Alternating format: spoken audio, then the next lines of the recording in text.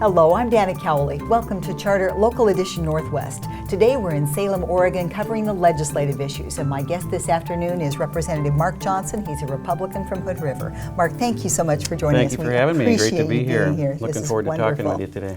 You are working diligently to try to balance Oregon's budget.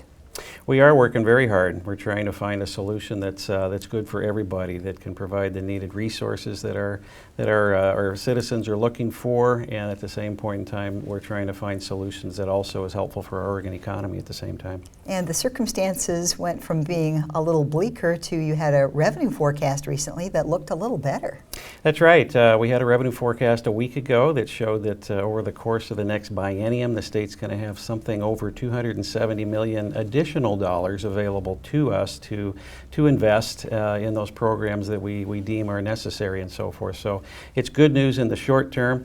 It also had some cautionary tales to it, in that the revenue, for the most part, much of it was from one-time revenue sources. So the revenue was good for the short term, but it doesn't necessarily mean we've turned the corner to be able to have a sustainable general fund that's producing additional revenue as we wish it could. So what are the areas that you would like to look forward to sustain this, as the governor wants to project and look forward to? What can we do to think about the next 10 years? Well, we're still coming out of this long recession that just has seemed to last for such a long time.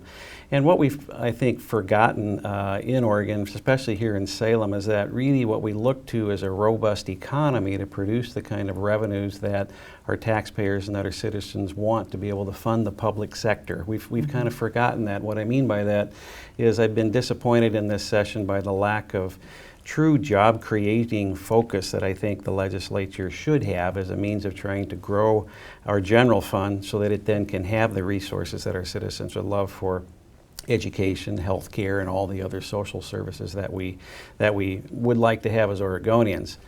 The other issue that we have to address, and I believe it's really critical that we address at this session, are the cost drivers within our public sector as well. And the largest cost driver of within our public sector is, of course, the public employee retirement system.